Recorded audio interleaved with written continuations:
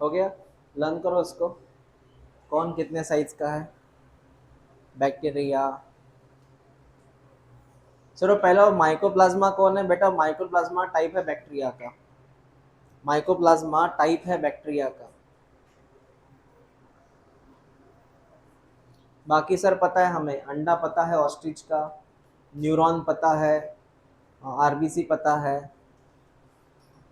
उसकी सिर्फ size learn करनी है सर।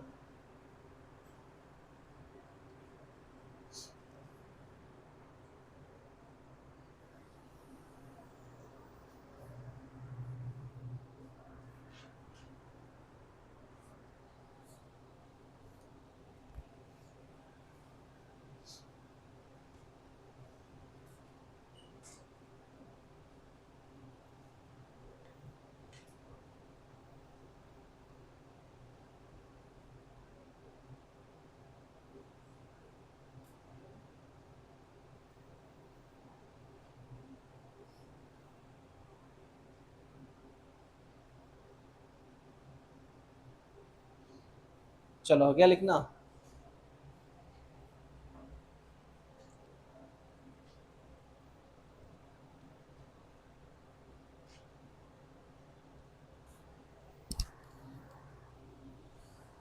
बोलो बेटा।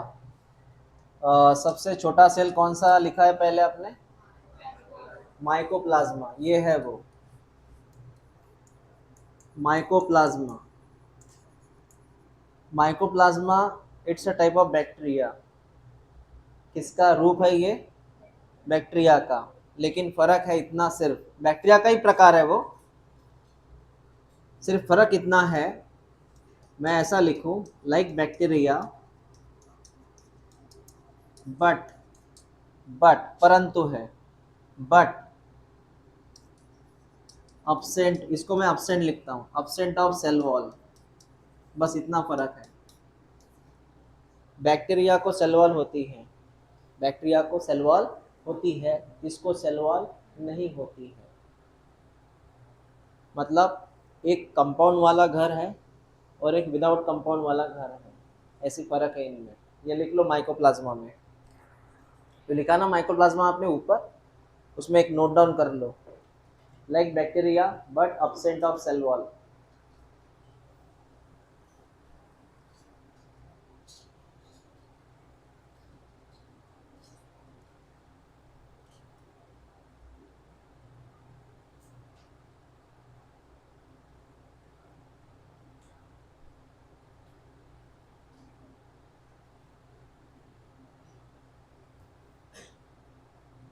चल हो गया। बोलो, ये किसका अंडा है? मुर्गी का? ऑस्ट्रिच का। ये ऑस्ट्रिच का अंडा है सर। देखा कभी आपने जिंदा करके लाइव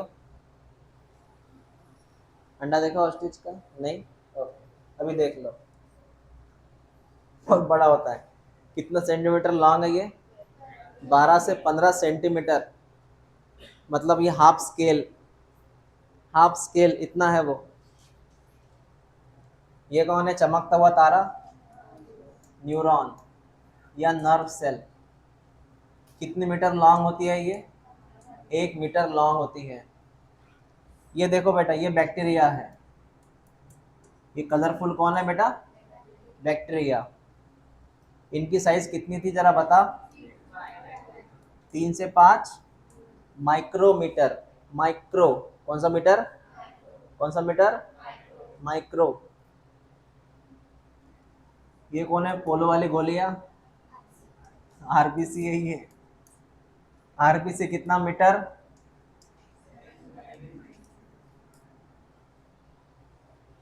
चलो लर्न करो। आरबीसी 7.5 है क्या? 7 है ना आरबीसी? हाँ, आरबीसी हो गया 7। उसके बाद में बैक्टीरिया 3 to 5। उसके बाद में न्यूरॉन, ऑस्टिच का अंडा, हाँ माइकोप्लाज्मा। लिखा आपने? लर्न किया था ना 0.3। ठीक है सर। ये हो गई डायग्राम्स। चलो देखते रहो, देखते रहो, समझते रहो।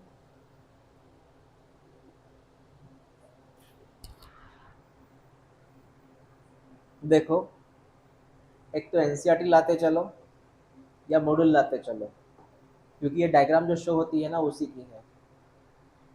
और जिनका सीईटी है, आप सिर्फ देखते रहो, आपको सिर्फ लिखना है काम है, ठीक है।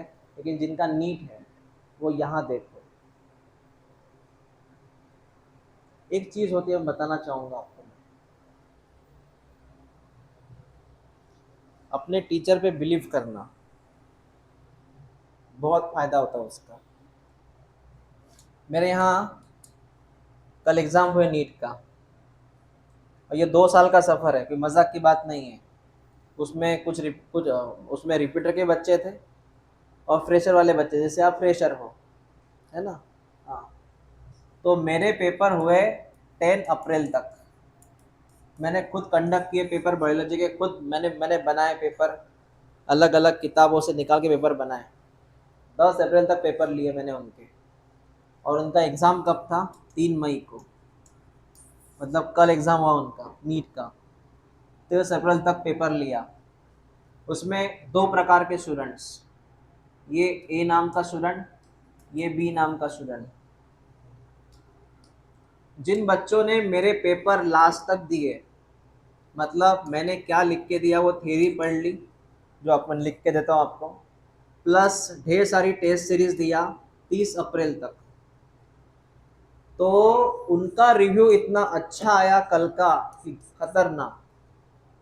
मैंने जो मुझे बच्चों के फ़ोन आए, उनका बायोलॉजी आउट ऑफ गया 360 मार्क का। किसी ने उसमें से 2 छोड़ दिए, किसी ने 3 छोड़ दिए, लेकिन ऐसे किसी ने बोला नहीं कि सामने बहुत ज़्यादा छोड़ दिए। कल का उनका रिव्यू अच्छा था। क्यों था?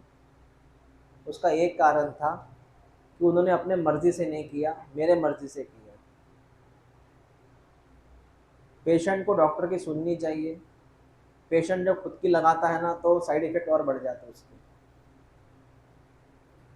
कितना डोज कब लेना चाहिए, डॉक्टर की सलाह लेनी चाहिए, क्योंकि वो पढ़ाई डॉक्टर ने की है। पेशेंट डॉक्टर नहीं बन सकता कभी। समझ रहे बात को? उल्टा सीधा करना जाओगे तो खुद ही पछताओगे, साइड इफेक्ट हो जाएंगे।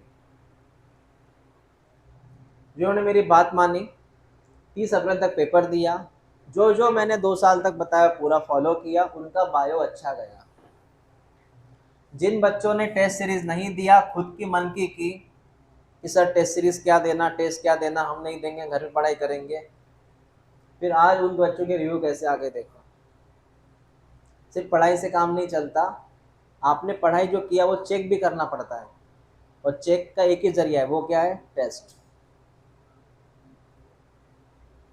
बच्चे 2 प्रकार के होते हैं, नहीं 3 प्रकार के बच्चे होते हैं। एक जो पढ़ाई करते हैं प्लस खुद को भी चेक करते हैं, उनका ईगो बाजू में हट जाता है कि मुझे खुद को चेक करना है, मतलब उनका जो डर ईगो सब बाजू में हटाते हैं, वो टेस्ट देंगे हम। पढ़ाई टेस्ट, पढ़ाई टेस्ट। ईगो का मतलब जानते हैं आप? जैसे एग्जांपल, मुझे मार्क्स कम आ गए तो सब चिढ़ाएंगे मुझे, फिर मैं इसलिए टेस्ट नहीं दूंगी या टेस्ट नहीं दूंगा, उसको ईगो बोलते हैं, क्योंकि आपका अहंकार को चोट पहुँचती है उससे, है ना। तो पहले बच्चे जो पढ़ाई भी करते हैं और टेस्ट भी देते हैं। दूसरे बच्चे सिर्फ पढ़ाई करते रहते हैं, टेस्ट नहीं देते। उनको लगता है मेरा पेपर खराब गया तो, मुझे कम मार्क्स आए तो, मुझे इस बार टॉपर नहीं रहूँगा मैं, नहीं रहूँगी मैं, मेरा फर्स्ट रैंक निकल जाए तो, मतलब उसको रैंक की पड़ी है, इसलिए उसने टेस्ट नहीं दिया। और तीसरा जो बच्चा है, ना पढ़ाई करता ना टेस्ट देता, पढ़ाई भी नहीं करता और टेस्ट भी नहीं देता।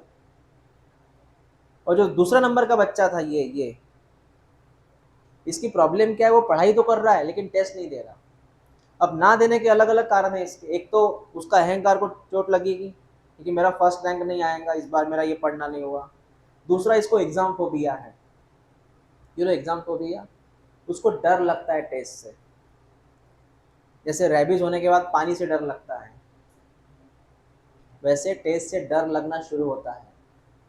और ये डर इतना हो जाता है डे बाय डे, फिर आप उसको झेल ही नहीं पाते।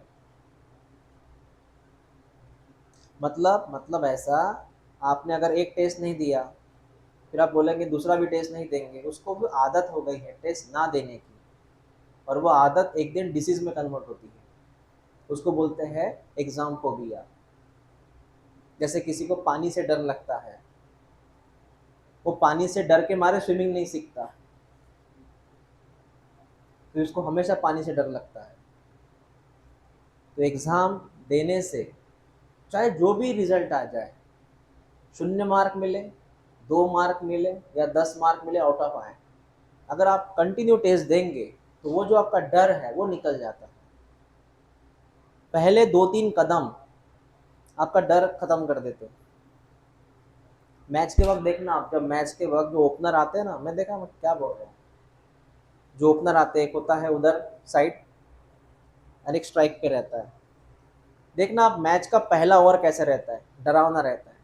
कैसे रहता है? डरावना। मैच का पहला ओवर डरावना, लेकिन जिसने वो क्रॉस कर लिया फिर वो सेट हो जाता है, फिर वो डरता नहीं किससे, फिर वो छक्के लगाता है। क्यों बोल रहा हूँ मैं ये? किसी किसी बच्चे को टेस्ट से डर लगता है। अब क्यों लगता है, मैं कारण बता दीजिए। ईगो बाजू में रखो, उसके बाद में वो जो क्या होगा टेस्ट का वो देखेंगे आगे। 0 मार्क मिले तो भी चलेगा, लेकिन टेस्ट देना पड़ेगा। सिर्फ इसलिए नहीं कि मार्क्स के लिए, टेस्ट से आपका मैनेजमेंट सुधरता है, टेस्ट से आपका टाइम सुधरता है, टेस्ट से आपको एग्जाम के वक्त क्या दिमाग चलाना है वो आपको प्रैक्टिस होता है। समझ में? टेस्ट के ये फायदे हैं।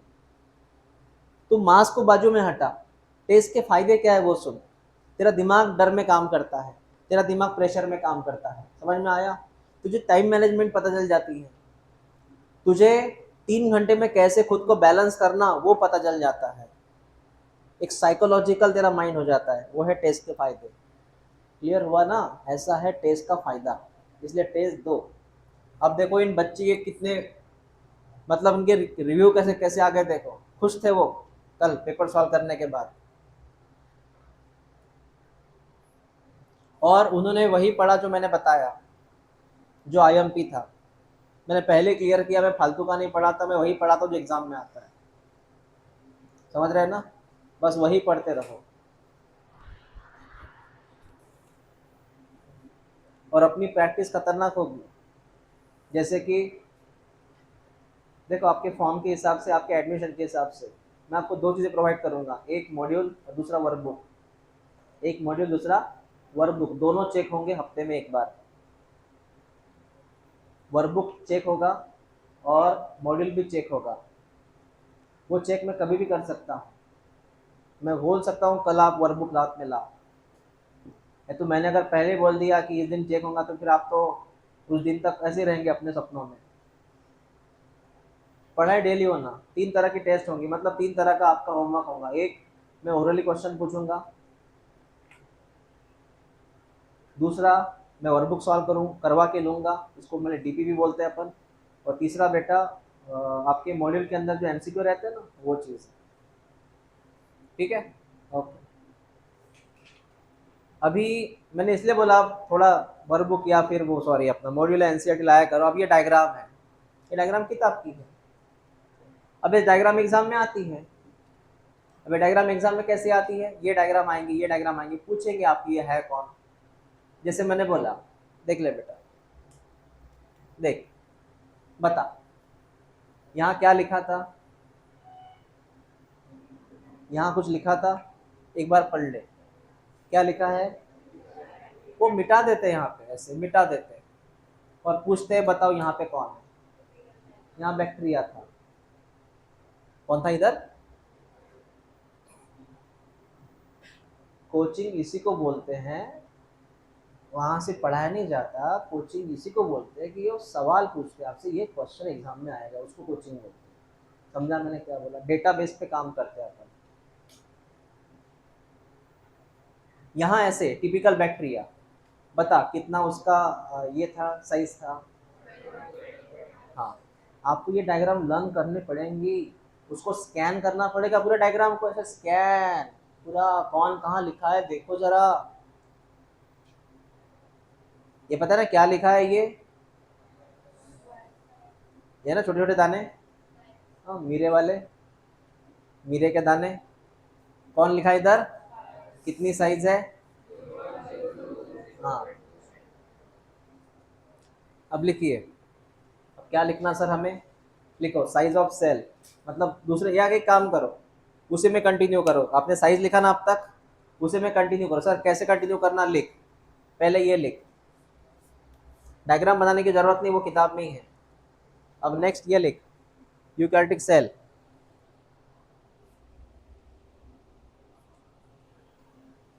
इसको चार्जिंग, आप एक काम करो, आप सिर्फ उनके साइज लिखो, मैं नंबर के हिसाब से बताऊंगा। ये सेकंड नंबर लिख, ये थर्ड नंबर लिख, ये फोर्थ नंबर, डायग्राम मत बना, सिर्फ साइज लिख।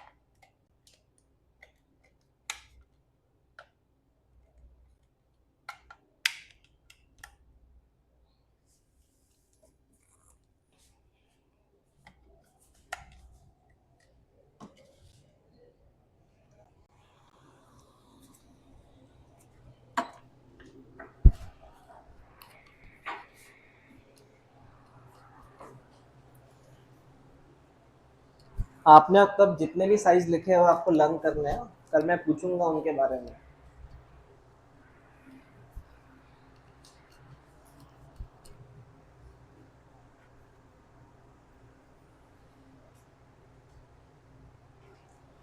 तो size of eukaryotic cell 10 to 20, size of typical bacteria, size of PPLO, size of viruses. अब कंफ्यूज मत होना, सुनो, सर बैक्टीरिया की अब तक 2 साइज आ गए सर, हम तो कंफ्यूज हो गए सर, कौन सी लिखना कौन सी नहीं लिखना। इसके पहले आप बोल रहे थे बैक्टीरिया 3 से 5 होता है, यहाँ लिखा है सर 1 से 2। कौन सा लर्न करना सर, मेरी बात सुनो, देखो हिस्ट्री निकालो, मैंने आज ही लिखा, आपने पहले बैक्टीरिया की साइज क्या लिखी थी आपने, देखो लिखा था ना 3 to 5, इसके पहले अभी क्या लिखा, सुनो, ये जो है ना 1 to 2, ये बैक्टीरिया की कॉमन साइज है, कॉमन, मतलब आपको 80% बैक्टीरिया, कितना percent, 80% bacteria in found in which size, हाँ only 20% bacteria found in which size, मतलब ये आपको बहुत कॉमनली मिलेगा। और ये आपको, हाँ जैसे इंसानों में हाइट रहती है अलग अलग, लेकिन इंसानों की जो एवरेज हाइट रहती है वो 5 और 5.5 के बीच में रहती है, एवरेज साइज। बहुत कम है जिनकी हाइट 6 फीट के ऊपर है, बहुत कम है जिनकी हाइट 4 फीट के नीचे है, समझ रहे बात को। लेकिन इंसान की जो एवरेज वैल्यू है वो है सर 5 से 6 के बीच में ही रहता है, वो मैं मेल की बात कर रहा हूँ, स्पेशली मेल की बात, 5 से 6 के बीच में रहता है अपने मैक्सिमम हाइट। बहुत कम लोग हैं जिनकी हाइट 6 फीट के ऊपर है, और बहुत कम लोग हैं जिनकी हाइट 4 फीट के नीचे है। मतलब कॉमनली अगर एग्जाम में क्वेश्चन आया, commonly in which size bacteria found, तो क्या लिखेंगे, हाँ, इसलिए यहाँ पे लिखा है टिपिकल। टिपिकल का मतलब है commonly, what is typical, commonly, typical मतलब कॉमन। अब समझ में आया सर। सर ये बताइए पीपीएलओ कौन है, पीपीएलओ कौन है, समझो पीपीएलओ कौन है, कितने साइज वाला है पीपीएलओ, बहुत कम है सर, कौन है, हाँ सुनो, एक बार ऐसे कैटल था, यू नो कैटल, गाय मशी, कैटल के लंग्स में, बेटा कैटल के लंग्स में एक फ्लूइड मिला, कैटल के लंग्स में फ्लूइड मिला, फ्लूइड, क्या मिला? फ्लूइड। उस फ्लूइड के अंदर एक बैक्टीरिया मिला। 2 मिनट था। फ्लूइड के अंदर क्या मिला? बैक्टीरिया। उस बैक्टीरिया ने एक डिसीज कॉज किया, न्यूमोनिया। रिपीट कर, कैटल के अंदर कौन है? लंग्स में क्या मिला? फ्लूइड में कौन मिला? बैक्टीरिया ने क्या किया? न्यूमोनिया। जानते हो किसको होता है? किडनी को कि लंग्स को? अरे न्यूमोनिया किसको होता है हमेशा? लंग्स को। तो वो जो बैक्टीरिया उनको मिला, उस बैक्टीरिया को जब उन्होंने देखा, परखा, तो पता चला कि ये बैक्टीरिया कोई और नहीं है, ये पीपीएलओ है। कौन है बैक्टीरिया? पीपीएलओ। मतलब बैक्टीरिया का नाम उन्होंने पीपीएलओ रखा, बैक्टीरिया का नामकरण किया, है ना। जैसे कोई लातूर में जन्म लेता है तो लातूर कर, विदर्भ में जन्म लिया विदर्भ कर, या विदर्भवासी हो गए अमरावती कर। वैसे ही बैक्टीरिया कहाँ मिला? लंग्स में, इसलिए उसका नाम पीपीएलओ रखा। रिपीट करो, बैक्टीरिया कहाँ मिला? हाँ, इसलिए इसका नाम क्या रखा? अब पीपीएलओ का फुल फॉर्म सुनो। पीपीएलओ का फुल फॉर्म क्या है सर? पहले मैं ये क्लियर कर दूं, ये पीपीएलओ जो है बैक्टीरिया का प्रकार है बेटा। पीपीएलओ बैक्टीरिया का प्रकार है। पीपीएलओ का फुल फॉर्म सुन, प्लूरो न्यूमोनिया लाइक ऑर्गेनिज्म, ये फुल फॉर्म है उसका। अब देख, प्लूरो न्यूमोनिया लाइक ऑर्गेनिज्म, आया पीपीएलओ। बता, इस बैक्टीरिया ने कौन सी बीमारी को डिस्कॉज किया? कौन सी बीमारी की? इस बैक्टीरिया कॉज विच डिसीज?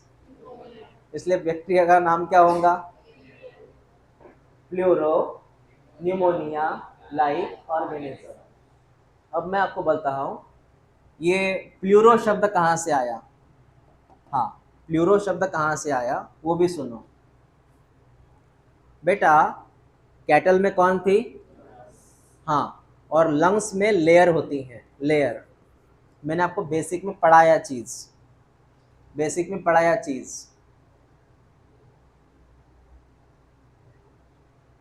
आप जरा इस तस्वीर को देखो, जिनको नजर आ रही है। आपको इस लंग्स में कवर नजर आ रहा है क्या, पिंक कलर का? अरे लंग्स की कवर देखो ना, पिंक कलर की कवर है। वहां जरा देखना, उसका नाम है प्लूरल मेम्ब्रेन। देखो देखो, प्लूरल मेम्ब्रेन।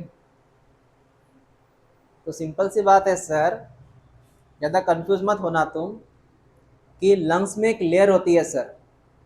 हाँ, एक लेयर होती है, इस लेयर का नाम है प्लूरा।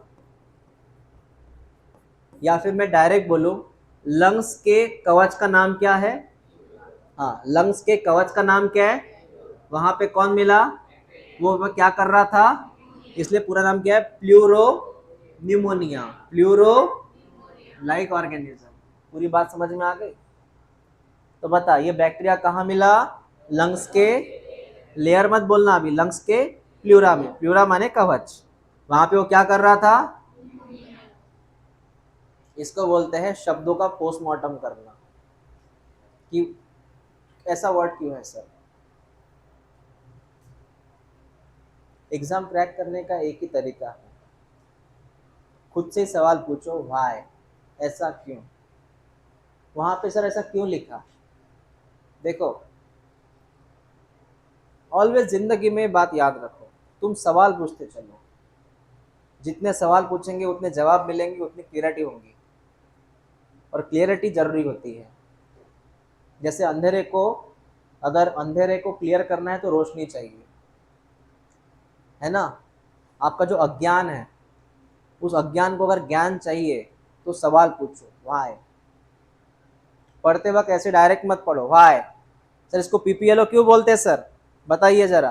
तो सर ने बोल दिया पीपीएलओ, हाँ पीपीएलओ। अरे पूछ तो सही क्यों है वो। हाँ सर, समझ में आया। तो हाँ, आपने फुल फॉर्म लिखा क्या? पीपीएलओ के बारे में लिखो, पीपीएलओ। पीपीएलओ के बारे में डायरेक्ट लिखो, pleuro pneumonia like organism, pleuro pneumonia like organism.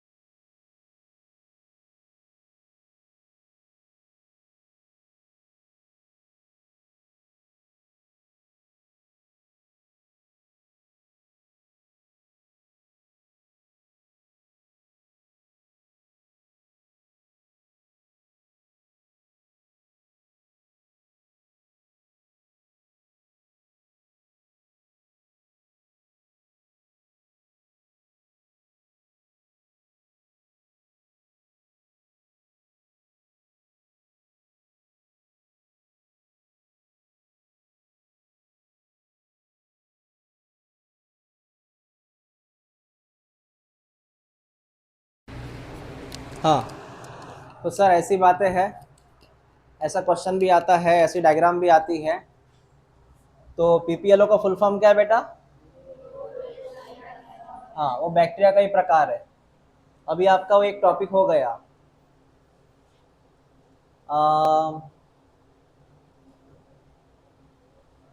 ये डायग्राम हो गए सर हमारे क्लियर।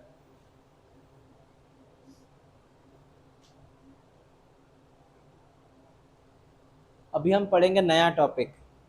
अभी यहाँ तक एक फेज खत्म हो गया, अब हम शुरू करेंगे पार्ट 2, मतलब जिसका नाम है प्रोकैरियोटिक सेल। ठीक है। उसमें सिर्फ एक लाइन लिखो। ये लाइन कहाँ लिखनी, एक हमारा एक्स्ट्रा पार्ट था जो कभी कभी एग्जाम में आ सकता है।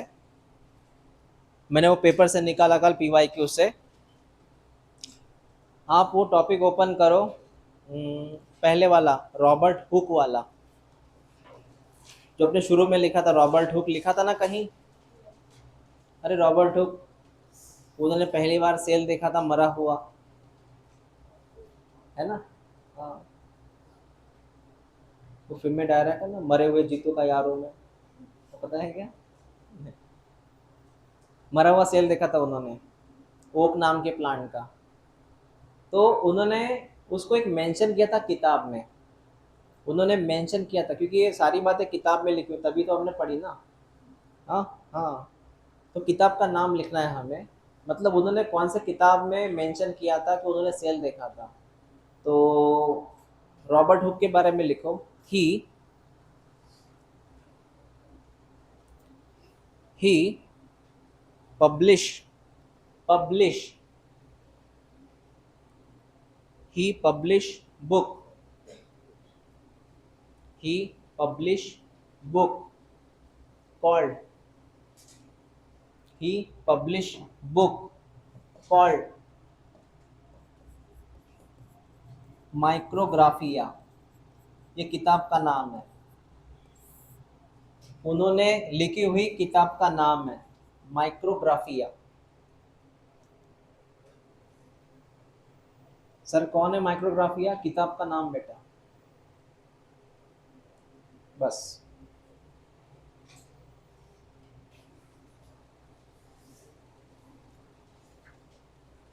चल, हो गया। अभी हम शुरू कर देंगे नया फेज, जिसका नाम लिखो बेटा प्रोकैरियोटिक सेल। Prokaryotic cell. अब ये जो प्रोकैरियोटिक सेल है, इसका सिंपल मीनिंग आपको समझाया था। प्रो का मतलब है प्रिमिटिव, बहुत पुराना, और कैरियोटिक का मतलब है न्यूक्लियस। तो बताओ इस सेल में कैसा न्यूक्लियस है, प्रिमिटिव मतलब ओल्ड। जैसे अभी का एंड्रॉयड मोबाइल और पहले वाला मोबाइल नोकिया का, फर्क है दोनों में। मैं तो पेरेंट्स को बोलता हूँ कि बच्चों को आप वो पुराना मोबाइल दो, सिर्फ कॉलिंग के लिए, no WhatsApp, no social media. बच्चे के मानते ही नहीं। हाँ, ओके। तो प्रो माने प्रिमिटिव, कैरियोटिक मतलब न्यूक्लियस। हाँ, मैं आपको दो तरीके से समझाता हूँ। यहाँ एनसीईआरटी भी आपके सामने डिस्प्ले होती है, और जो मैं बताऊंगा वो भी आपको लिखना पड़ेगा, ताकि आपको पता चले कि हम कैसे पढ़ रहे हैं मॉड्यूल के हिसाब से। देखो बेटा, ये जो सेल है प्रोकैरियोटिक, इसमें कौन कौन आता है पहले वो देखो। मतलब इसमें कौन, इस फैमिली में कौन कौन से मेंबर आते हैं। सर इस फैमिली में सबसे बड़ा मेंबर है बैक्टीरिया। सबसे बड़ा मेंबर कौन है बेटा, बैक्टीरिया। दूसरा मेंबर है बेटा ब्लू ग्रीन अलगी। इस स्कूल में शब्द पढ़ा था कभी आपने, इसको शॉर्ट में बीजीए बोलते हैं, ब्लू ग्रीन अलगी। कौन सी अलगी, मैं बताऊंगा इसके बारे में, बड़ा खतरनाक ये है बैक्टीरिया जी। तीसरा बेटा माइकोप्लाज्मा या माइकोप्लाज्म। सर माइकोप्लाज्मा अभी अभी पढ़ा था हमने, हाँ बेटा माइकोप्लाज्मा अभी अभी पढ़ा था हमने। और चौथी बात, अभी अभी एक बारे में पढ़ा मैंने, पीपीएलओ। फुल फॉर्म बोलो। मैं मेमोरी चेक करता, आपकी मेमोरी साइज बोलो इसका। हाँ, 0.1, 0. इसकी साइज कितनी थी, साइज लिख के दिया था मैंने इसका, 0.3। अच्छा है, याददाश्त है अच्छी है, ठीक है। तो सर इसमें चार मेंबर आते हैं, चल बेटा रिपीट कर, चारों के नाम रिपीट कर। पहले का नाम, दूसरे का नाम, तीसरे का नाम, चौथे का नाम। हाँ बिना देखे बोल, पहले का नाम, दूसरे का नाम, तीसरे का नाम, चौथे का नाम। हाँ, ये सब कौन से फैमिली में आते हैं, इन सब का सरनेम कौन है, इनका सरनेम क्या है। घर में चार अलग अलग नाम है लेकिन सरनेम एक रहता है, चारों के सरनेम अलग नहीं रहते। भले नाम अलग अलग है लेकिन सरनेम एक रहता है। इनकी फैमिली एक जैसी है बेटा, लिख लो इससे। हेडलाइन लिखो प्रोकैरियोटिक सेल, उसमें कौन कौन आता है वो लिखो।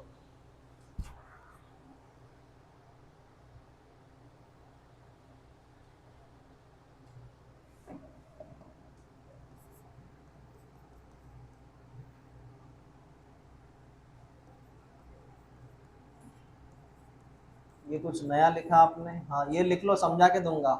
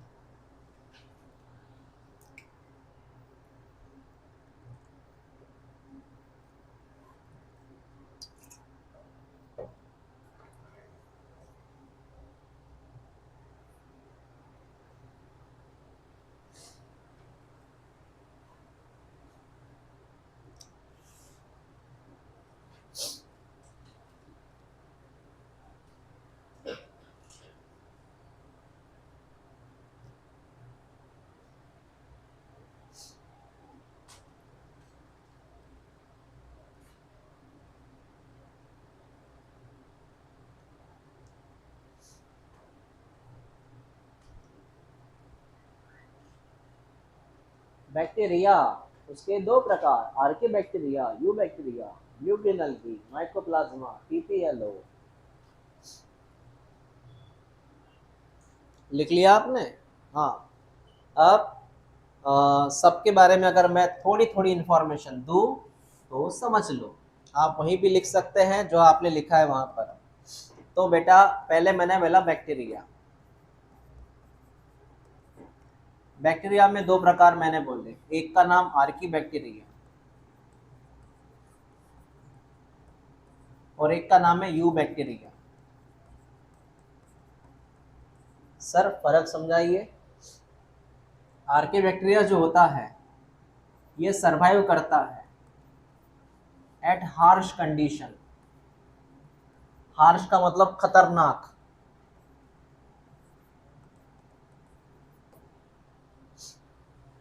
उबलता हुआ पानी जिसमें आपको बैक्टीरिया मिलेगा, मिलेगा बैक्टीरिया, वो ये होता है। जहां मिथेन वाली मिट्टी है, मिथेन, मैं कैसे बताऊं आपको, दलदल वाला एरिया पता है, दलदल जिसमें फंस जाता है इंसान, वो वाली एरिया में कौन मिलेगा आपको? नमकीन जगह, नमकीन मतलब सॉल्टी रीजन, नमक वाली मिट्टी, वहां कौन मिलेगा आपको? ये अलग ही है। जहां 100 डिग्री टेम्परेचर है, कितना, वहां ये मिलेगा आपको। ये कहीं पर भी मिलता है आपको और इससे हमें डिसीज नहीं होता। ये सिर्फ रहता है वहां पे मजे से, कड़ी धूप में रह रहा है वो, कोई प्रॉब्लम नहीं उसको। लेकिन जो हमें डिसीज कॉज करता है, हमारे अंदर रहता है, नॉर्मली होता है, जैसे टाइफाइड वाला बैक्टीरिया, टाइफाइड वाला बैक्टीरिया, टीबी वाला बैक्टीरिया, जो हमारे अंदर रहता है, नॉर्मल टेम्परेचर पे रहता है, ना वो ठंडी में जी सकता है ना गर्मी में जी सकता है, उसको नॉर्मल टेम्परेचर जीने के लिए, उसका नाम क्या है? ये सरवाइव करता है नॉर्मल कंडीशन पे, नॉर्मल टेम्परेचर।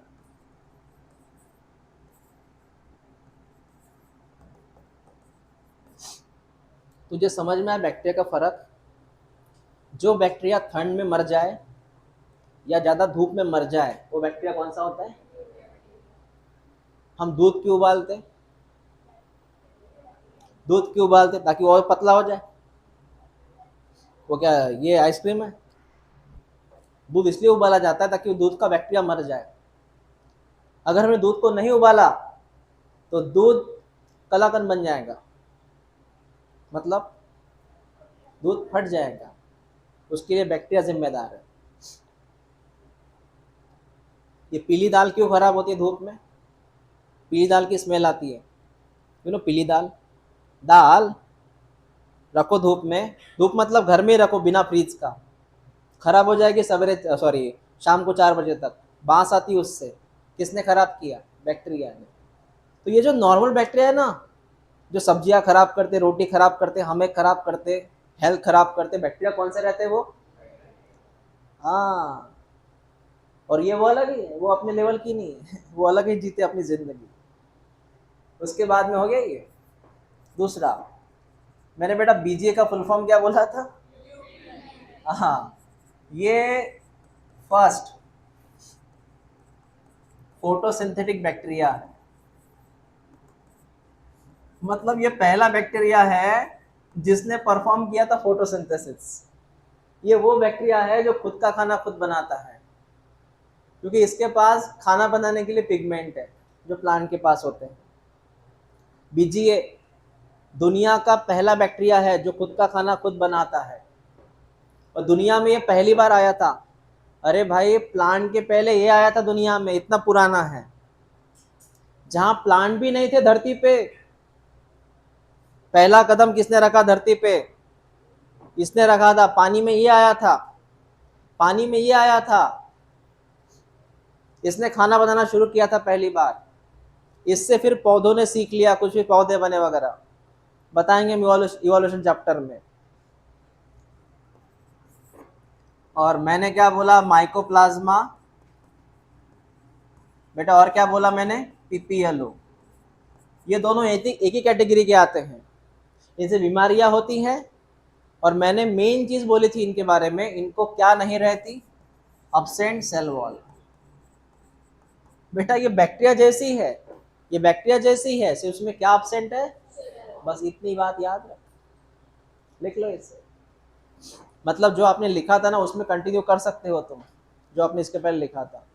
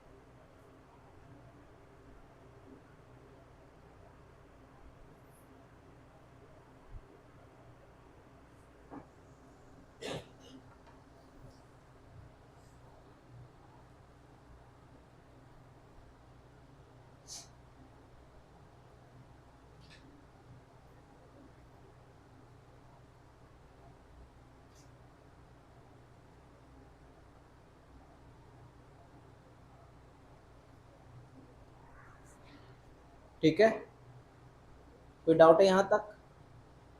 हाँ या ना? कुछ डाउट नहीं है ना? ओके। तो सर 4 बातें हो गई सर, मतलब इतनी बातें हो गई सर, हमें समझ में आपने क्या सिखाया हमें। हो गया बेटा लिखना? चल देख, मैं आपको एक फर्क ऐसा है बेटा, उन्होंने बोला ये जो प्रोकैरियोटिक सेल है, मैं अभी पीके, प्रोकैरियोटिक का मतलब क्या लिखूं? पीके लिखूं। ये जो होता है, ये प्रोकैरियोटिक जो होता है, ये डिफरेंट शेप का होता है एंड डिफरेंट साइज का होता है। इसमें डिफरेंट डिफरेंट शेप आते हैं, डिफरेंट डिफरेंट साइज आती है। एक लाइन लिखो, PK has different shape, size के बदले फंक्शन लिखते हैं, शेप तो आ गया, different shape and functions. PK has different shape and functions.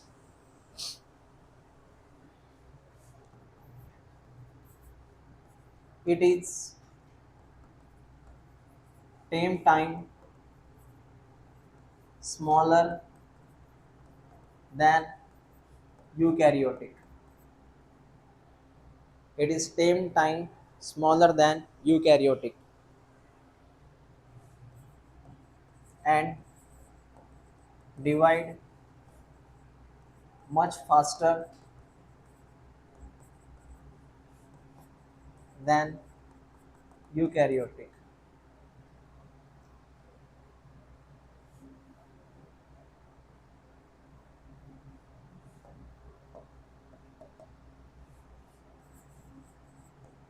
Due to simple structure.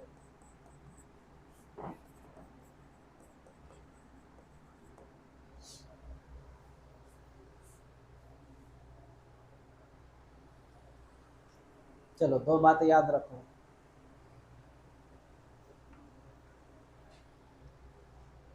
Sir इसमें अलग अलग आकार है और अलग अलग उसके काम है। और अगर मैं यूकैरियोटिक से कंपेयर करूँ ना, ई के मतलब यूकैरियोटिक, तो ये सर बहुत छोटा होता है एज कम्पेयर टू यूकैरियोटिक, और बहुत जल्दी फास्ट डिवाइड होता है सर। और डिवीजन क्यों फास्ट होता है इसका? बिकॉज इसका स्ट्रक्चर सिंपल है सर। कब वो नीचल लाइन समझ में आ गई? कंपेयर करो ई के पी के। व्हाट इज ई के पी के? बता, दोनों में स्मॉल साइज किसकी है? ये छोटे साइज का है प्रोकैरियोटिक। दूसरा कंपैरिजन, पी के और ई के, इनमें जल्दी डिवाइड कौन होता है? होता है जल्दी डिवाइड। क्यों जल्दी डिवाइड होता है?